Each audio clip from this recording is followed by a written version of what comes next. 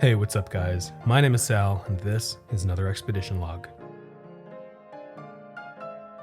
Today, we're continuing our 3-part ExLog Phase 4 triptych on baby malls. Last week, we visited the quaint Westgate Mall in the Lehigh Valley region of Pennsylvania. This week, we're headed just 5 miles away to a mall with less than 200,000 square feet of interior space remaining. As always, I hope you and yours are well, and that you're all following the CDC guidelines for social distancing and proper mask use. Unfortunately, the COVID-19 curve is unflattening in many states, and plans to reopen are being rolled back countrywide. So please be safe this weekend. And I wish you all in the US a happy Independence Day. But the fact remains, lots of malls are still closed. So since we can't visit them right now, come take a walk with me today through the Whitehall Mall. But first, a word from our sponsor, Reb Brown's Captain America from 1979. Enjoy. Your father developed and perfected the ultimate steroid. He called it FLAG, full latent ability gain. He injected himself with the serum, and it worked. A top secret serum gave Steve Rogers superpowers. Now he can use them to save a city from a madman with a bomb. Finished. If he accepts the challenge. Be Captain America, Steve.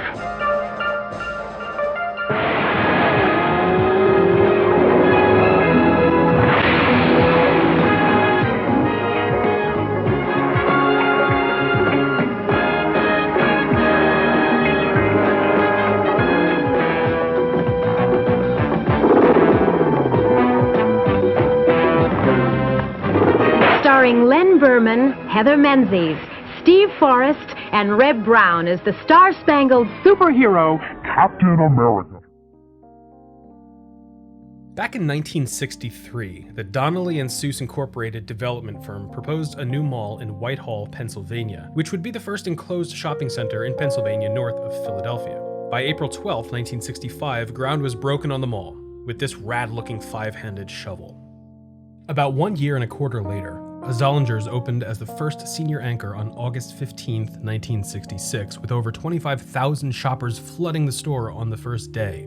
Then, 1 month later, on September 26, 1966, the $8 million Whitehall Mall had its grand opening and ribbon-cutting ceremonies with Sears Roebuck & Co. as the second senior anchor alongside the Zollingers, with Woolworths, a Weiss Market, and the Plaza Cinema as junior anchors.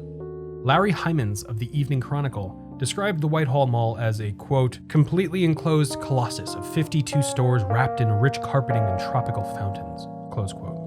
The aesthetic details of Whitehall were modeled after various global events preceding its creation, such as planters modeled after those found in Brussels at the 1958 World's Fair, and the mess of futuristic stuff found at the 1964-65 New York World's Fair, with, quote, wildly creative and colorful lighting fixtures, stately fountains, tropical plants, cages filled with several varieties of exotic birds, disappearing storefronts, and architectural forms, close quote, were among Whitehall Mall's offerings when it opened.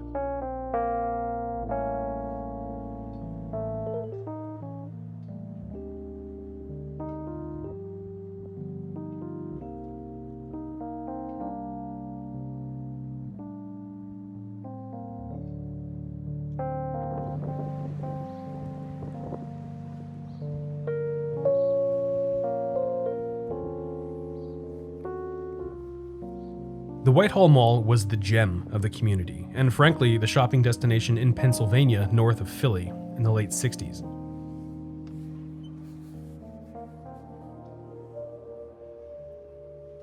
People were coming in from all over the place to visit Whitehall.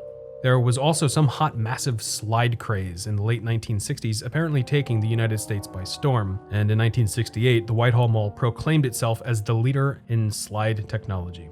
They had a 4-story slide at the north end of the mall parking lot, measuring 40 feet across with a 193-foot sliding distance that you would plummet in a burlap sack at ludicrous speeds. Kids went nuts on this slide, and I'm no slide connoisseur, but if I saw this damn thing in my local mall, I would knock everyone over in line just to take a ride. We need more mega slides in baby malls. I filmed this episode in very early 2018, right after I filmed the Westgate Mall. Actually, it was right after I filmed the Phillipsburg Mall to which I went the Westgate Mall after that, and then here. But sprinkled throughout the episode, you'll see some new footage from June of 2020, which was filmed by Vivian M, whose YouTube channel I'll link down in the description below. Thanks a bunch, Vivian. You rock for sending me this footage. I'd like you to just see the change that the mall underwent in terms of traffic between when I was here in 2018 versus when Vivian filmed it in 2020. I think it's important to see how far the mall has declined and how quiet it has gotten.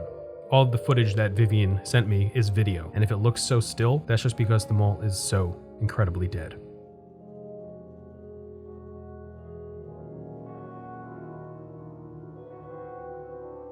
This is a good shot of the former Plaza Cinema, which obviously is now shuttered. But as far as my research has shown me, what we're looking at right now, that vestibule, that opening, that used to extend much farther back in terms of being a mall concourse. But as you can see, it's been demolished. And also just a quick shout out to all the nurses and doctors on the front lines keeping us safe during COVID-19. Thanks a bunch. You guys rock.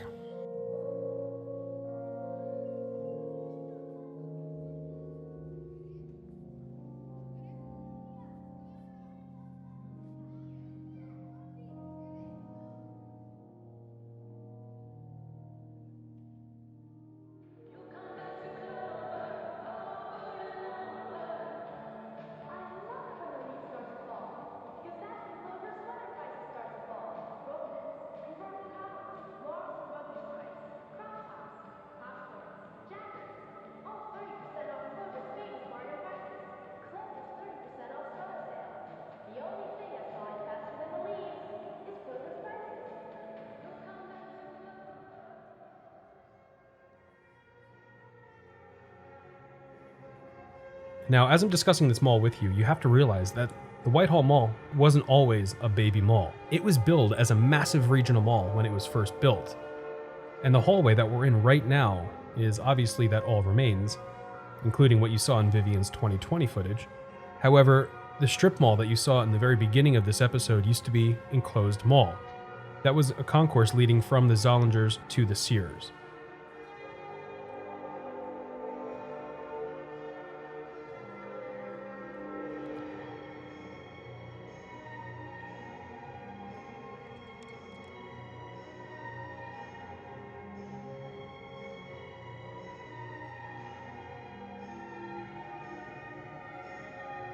Whitehall's success would ultimately be short-lived through the 1970s, with the construction of the Lehigh Valley Mall literally across the street, built by the Kravco Development Company in October of 1976.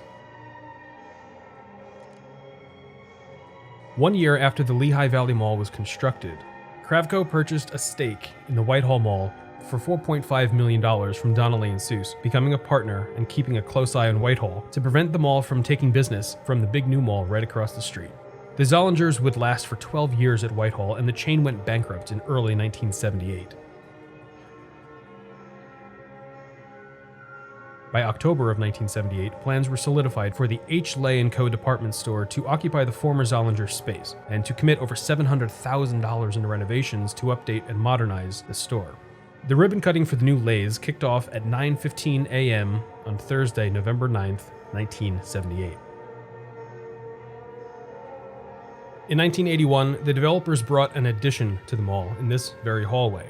By March 1982, a new Clover department store, which was a subsidiary of Strawbridge and Clothier, was opened opposite of Lay's in the space now occupied by Kohl's.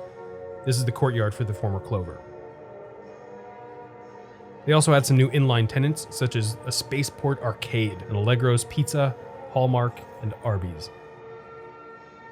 Despite this new life given to the mall, through the 1980s, Whitehall was beginning to show fatigue.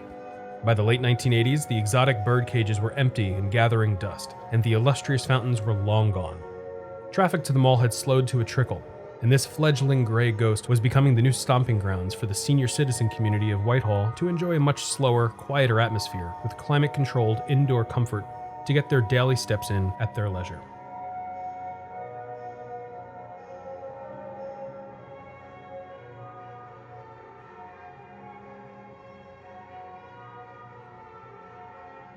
The 1990s were especially unkind to Whitehall, as the most drastic transformation of the space would occur just before the new millennium.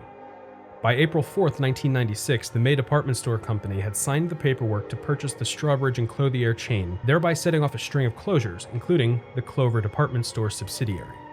The Lay's department store chain went bankrupt in June of 1996, closing all of their locations due to a Chapter 7 liquidation.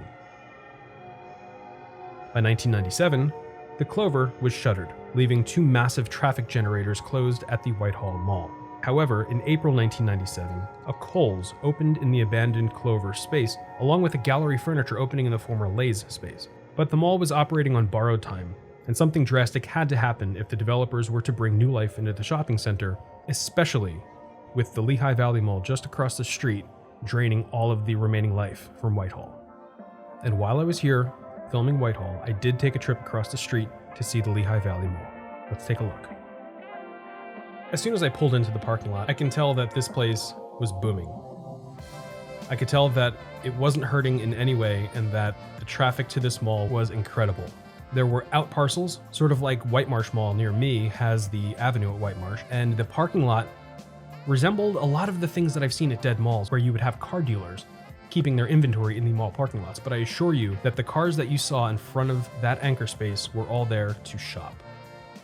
And when I went into the mall, it was made crystal clear that this place is still alive and well, and that Whitehall stood absolutely no chance at survival once this place was built. Kravco built the Lehigh Valley Mall, and then Kravco bought out Donnelly and Seuss so that they could prevent that mall from taking away the success from the Lehigh Valley Mall. Thanks a lot, Lehigh Valley Mall, for killing Whitehall. Real stand-up real estate practices, if you ask me. On April 16th, 1998, Kravco Development kicked off a $15 million project to essentially turn the Whitehall Mall into an outdoor strip mall. Construction was completed by spring of 1999, with just some sprucing up on the exterior being finished throughout the summer. And the way you see the mall today, that's how this place has stood since 1999. Nothing has changed, except for a few local shops coming and going. The Plaza Cinema remains closed, and the second floor mall offices remain closed. The history for the Whitehall Mall ended in 1999, and today it exists as the shadow of a gray ghost. Simon Properties bought out the Kravco portfolio in 2003, and since then, they've only moved Whitehall to their Washington Prime subsidiary with their other non-core properties to wither and be forgotten about. I'd like to thank you all for watching my video. A huge thanks especially to Vivian M for providing me with some updated footage for this mall to show just how dead it's become. I'd like to also send a shout out to my buddy Chris Strawn, who used to work at the Lay's before Whitehall's renovation. Both of you rock. Thanks a ton. Also, thanks to my patrons who support my expeditions directly. I have a special Patreon treat coming up called the Xcast, which is a new podcast I'm launching, so stay tuned for that. I appreciate all of you who have stuck with me during the Phase 4 quarantine schedule, and next week I'll be back with the final baby mall before we get into some truly fascinating and overwhelming locations. So please stay safe out there, stay home if you can, take care, and have a fantastic day.